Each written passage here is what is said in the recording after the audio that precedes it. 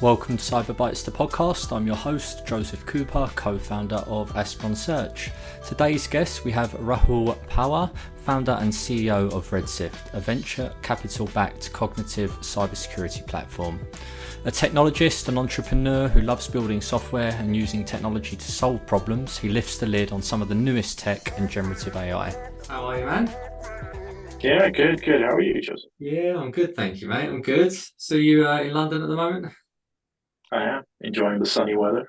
Hope Nice. it lasts. Yeah, you're my first London guest, actually. So privilege is mine, I guess. Yeah, I'm down in Bournemouth. So yeah, we've also got the good weather, fortunately.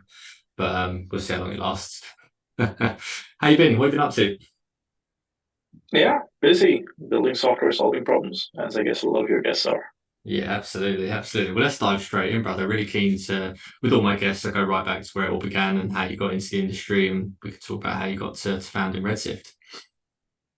Yeah, sure. I'm a technologist. I've always been excited about using technology to solve problems. And my specialty is search and indexing of unstructured data. So I started way back when, which was like 23 years ago, just reminiscing about this as part of the founding team at Shazam, one of the early engineers there, where basically we were building these big search clusters for music before the cloud was a thing, which was a lot of fun. And then over the years, I ended up drifting into enterprise software. My previous business got acquired by Thomson Reuters Corporation, one of Mhm. the world's large data conglomerates. And we used, a lot of early technology that was available at the time, a bunch of NLP, natural language understanding, and the like to help figure out what content enterprise customers would find relevant or they would engage with. And so that was my drift into enterprise software. And then founded Red Sift a number of years ago to basically bring a lot of those technology solutions to the mass market and make it Yeah. easy and possible for organizations to protect their ever expanding attack surface from the latest Yeah. threats. Amazing. How did the Thomson Reuters acquisition come about? The TR acquisition was a while ago. I think we were, Mm. it was in 2012, if I remember correctly. And we were just, in the middle of looking at mobile and mobile platforms specifically to say how do we build out the technology suites for this new device, this new form factor. And, Thomson Reuters had a bunch of really smart people who were pondering the same question.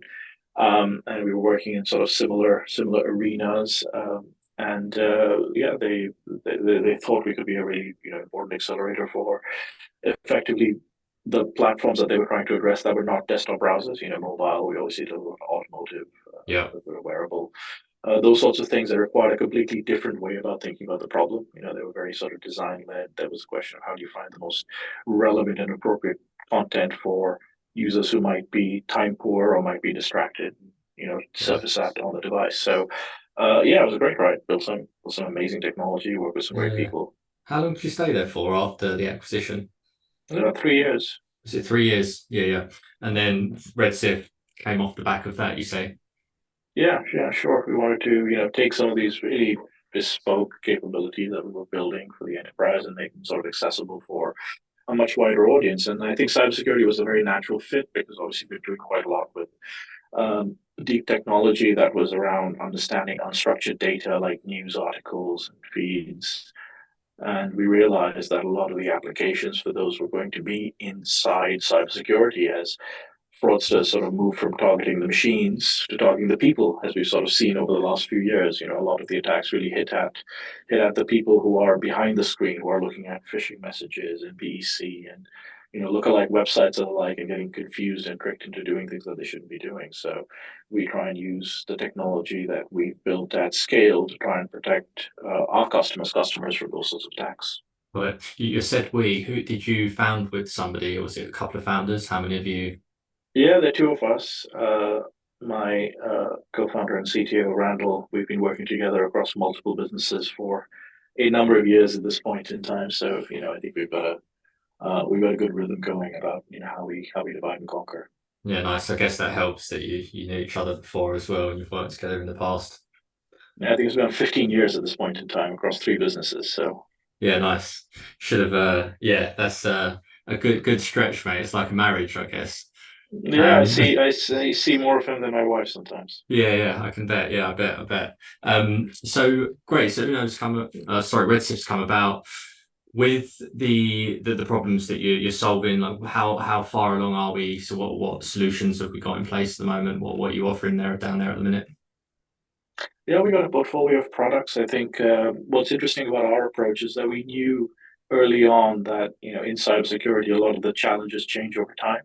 Yeah. So what we built, and people often ask what Red Sift is itself, and Red Sift is really a streaming data platform that we built to take all of this messy, unstructured data where it comes from and process it using really advanced technology, so we can spit back out really clear insights and really clear actions to the users of our products. So we have products that cover business email compromise scenarios, so we help organizations prevent themselves from being trivially impersonated over email, and that's obviously a big issue for a lot of people today.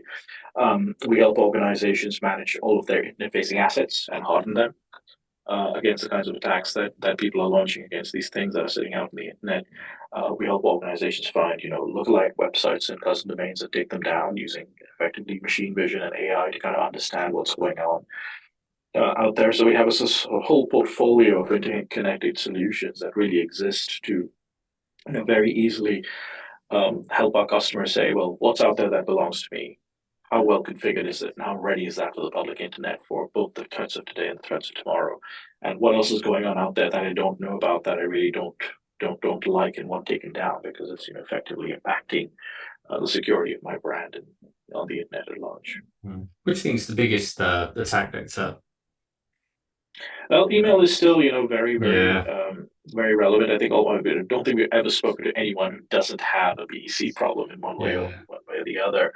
And also, I think because we're looking at, attacks that are really targeting the people, a lot of these attacks are now being engineered to be quite invisible to a lot of the machine-based solutions that are out there. Machines are looking at blacklists, they're looking at URLs that should not be used, et cetera, et cetera. A lot of the attacks now just don't have those characteristics in there. They're really trying to get the user to trust in some meaningful way the counterparty who's actually impersonating someone else. And so their file is, they don't malware hashes to go out and search, and they may not never have appeared on a blacklist, or not yet. So those sorts of things basically require the machines to protect against these type of attacks by looking at those messages, looking at those domains the way a human being might, or making sure that those emails can't go out in the first place. So we've seen that become a real issue, and then of course there's the ever real threat of what the next generation of AI brings, and how scalable and customizable these attacks become. Yeah, absolutely. Am I right in saying that you was a beta customer on Chat GPT? Is that right? Well, not of Chat GPT per se. If you obviously that's blown up, and I guess after Threads is now the second most popular or fastest growing service ever. But early on, I've been working in this space for a really long time, so I had some early access. I had early access to the precursor model, foundation model called GPT-3, which was I think released in 2020. It was one of the few pieces of technology that I haven't touched that just completely blew my mind. The first time I started playing with it, and the second thing that blew my mind is when OpenAI released ChatGPT to the public, because I thought they'd be very sort of careful and measured about unleashing this thing on to the public and wild. But good on them, right? I think they've created a lot of interest. They've tried to put some decent guardrails in place. I mean, I think there's still a lot of work to do, but I think everyone's kind of woken up to what the threat and opportunity of this suite of technology is today. I think back Mhm. when I got my GPT-3 key and I played in the playground, I became incredibly evangelical. Like, it was 2020. And I remember talking to a bunch of people, and like, I don't know what you're talking about. I was like, yeah, okay, fine. It's going to be a while before this hits the mainstream. I didn't expect, like, 2 short years later for everyone to be using this thing. Yeah, it's insane. So there's obviously a lot of benefits to it. I completely get it, and particularly with ChatGPT being beneficial. What about like from a security perspective? What sort of risks and yeah, talk to us about the risk aspects of it. Like, what do you think from a risk perspective? Yeah. I mean, it's worth noting that it's still a relatively new, and I would argue relatively poorly understood technology by almost everyone. I think, we're still debating whether large language models are really just a very complicated completion machine or whether they actually have some level of intelligence or understanding. I think over the last couple of years, I've drifted more towards the latter than the former because the new models just seem to be able to understand things about the world that is a little bit unexpected. I think they're doing more than just sort of repetition on what the training data is. But net on net, they're very capable, and they I think one of the pieces of research I read, talked about them thinking about them as sort of commoditizing the marginal cost of intelligence in some way, and you can see that these models are very easy to get access to, Mm. relatively cheap to run. Even the open source models that are asymptotically as good as some of the most sophisticated closed source models. So they can obviously be used for a lot of things, some of which are, ethically questionable, some of which are, downright dangerous. And I think the advantage of the closed source models is that, people are trying to rein them in and make them safer because safety is a big concern and obviously an area where people are trying to restrict the kind of access and the kind of questions and the interactions that they will engage with. But the reality is the open source models that are available today are getting almost as good, and some of them are available without any guardrails. So, no doubt over the next couple of years, that's just going to become a capability that anyone has access to. And so you can expect that there's a lot of concern out there today, as rightfully so, I would argue, around what these generative AI models can do for the weaponization of information, which is, as we know, one of the big challenges facing us as a Yeah. technological society today. And everyone would suggest that this is just going to accelerate that problem. I, however, consider myself an optimistic technologist. I like to think that technology can be part of the solution instead of just being part of the problem. And we've been very interested in the idea of using these large language models, effectively to automate things that are otherwise very difficult to automate Mm. safely, because they require a certain level of understanding or a certain level of intelligence, or inherently very sort of judgment-based problems. Can we use these, brains in a box essentially to do things that are otherwise very difficult to do at kind of line speed or at scale? In a way that allows the good guys to actually leverage some of this capability as part of their defense architecture. It's not just about bad guys using generative AI to generate phishing emails and lookalike sites and all this other good stuff, but it's also bad stuff actually. But also about Mhm. using that technology as part of the defense when you're trying to defend against these very human targeted attacks in a way that the workforce is just not set up to deal with today.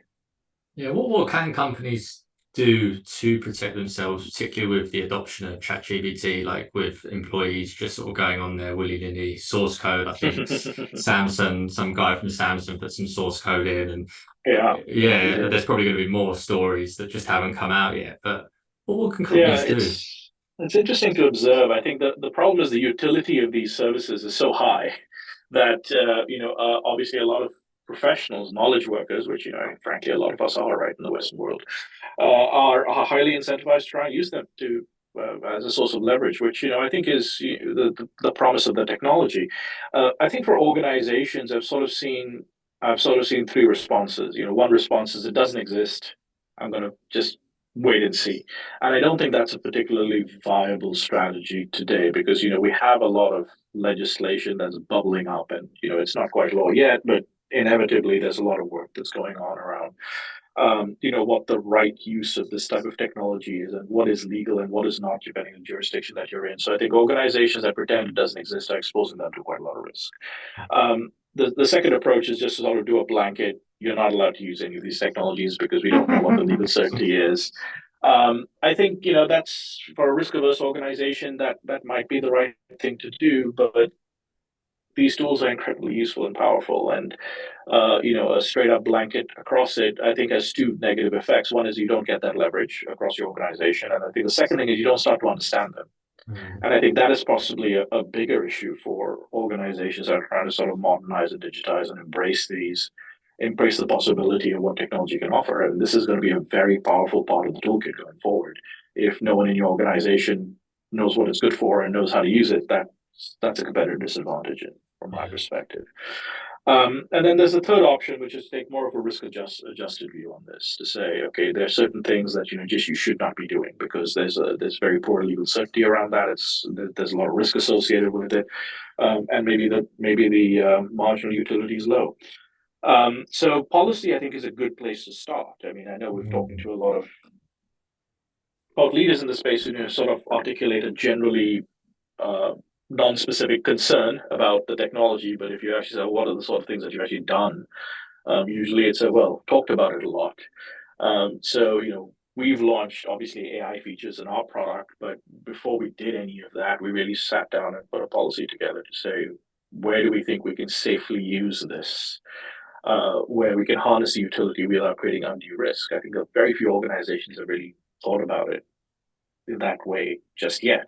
And if you haven't thought about it, then it's not surprising that your employees will run off and do whatever they think they need to or want to do at any point in time. So I think from my perspective, there's no doubt we're living through another industrial revolution right now, and it's as a technologist, it's great to be like looking at it while it unfolds because you blow your mind every day while you think about it and look at what's happening. And there's obviously going to be winners and losers in that, and I think I'm worried about the broader societal impact of some of this automation. But as business owners, I think there's definitely an obligation, I think, to recognize it for what it is and then figure out which bits you want to leverage today and which bits you're uncomfortable about and where your own sort of ethical line, as it were, stands. So I think, more businesses should really embrace that and try and get smart about this stuff while it's happening. Yeah. Where do we go from here? Like where 10 years time, sort of mind boggling to think in 10 years time where it might be, but what do you expect and how do you think the landscape's going to have evolved by then? Ooh, I don't know if future grazing 10 years and is at this point in time, given where we stand right now, is Yeah. pretty tricky. It's a pretty tricky task. I don't think I want to stick my neck out quite that far.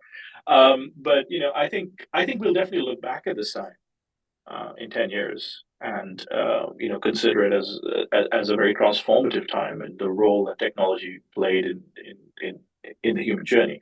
And I think I mean, maybe that sounds a little bit overblown, but I truly believe that because if I think about the last 30 years I've been working with technology, there was obviously the internet. That made a big difference to the shape and future of humanity when that became a sort of capability and then got adopted at a mainstream scale. And it's interesting how quickly the magic of having every computer connected, always on, at any point in time became completely commoditized and expected by all the people who use that technology. I mean, you can't imagine sort of not being able to Google something and get a result, right?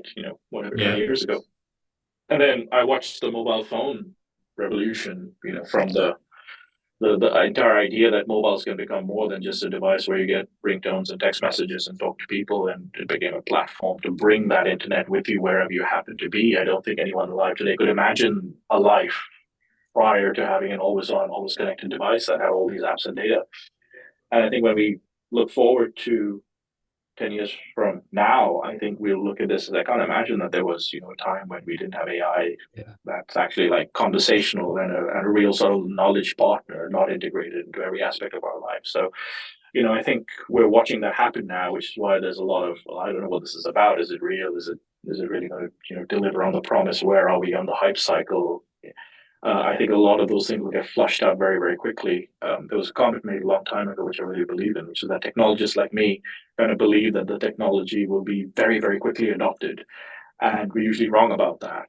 But what we're also wrong about is the scale of the impact when it is adopted, because we usually underestimate that. So, I think we're both over optimistic about the speed and not as ambitious about the scale of impact. And I think that'll probably be true for what we're facing right now.